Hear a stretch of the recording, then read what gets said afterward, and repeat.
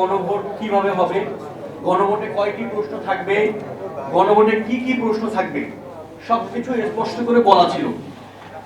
আপনি তারেক রহমান বলেন, সালাউদ্দিন আহমেদ বলেন, সবাই নিশ্চয়ই সেই আদেশ বাস্তবায়ন আদেশটি দেখেছে, তারা সেটি পড়েছে। গণভোট কয়টি প্রশ্নের ভিত্তিতে হবে এবং কি কি প্রশ্ন থাকবে সেটি তারা 3 ঘন্টা নয় 1 মাস বসে দেখার সুযোগ পেয়েছে এবং 1 মাস বসে তারা দেখেছে সেই বাস্তবায়ন আদেশে গণভোটের কথা বলা আছে।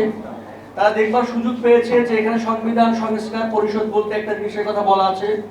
তারা 1 মাস বসে দেখার সুযোগ পেয়েছিল যেখানে একটা দ্বিতীয় শপথের কথা বলা আছে, যেটি সংবিধান সংস্কার পরিষদের শপথ হবে।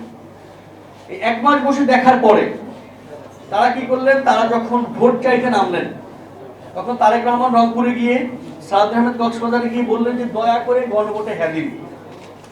ছাত্র দলের ভাইরাও একই প্রচারণা করলেন যে আমরা গণভোটে হ্যাঁ এর পক্ষে আছি।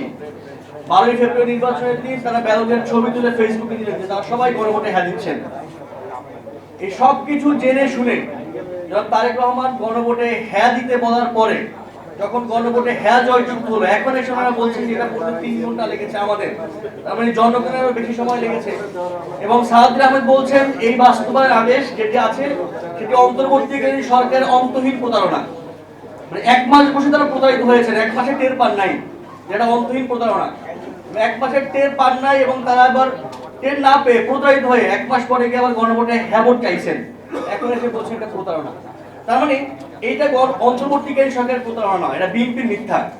বিএনপি শুধুমাত্র ক্ষমতায় যাবার জন্য, মেজরিটি পাওয়ার জন্য, ভোটে জেতার জন্য গণভোটে হ্যাঁ পক্ষ নিয়েছিল। এটা মিথ্যার আশ্রয় নিয়ে বিএনপি সরকার এসেছে, বিএনপি ক্ষমতায় এসে মেজরিটি পেয়েছে। 2/3 মেজরিটির কথা শোনা যায়, 213 আসনের কথা শোনা যায়, এই 213 আসন এসেছে মিথ্যার বলে।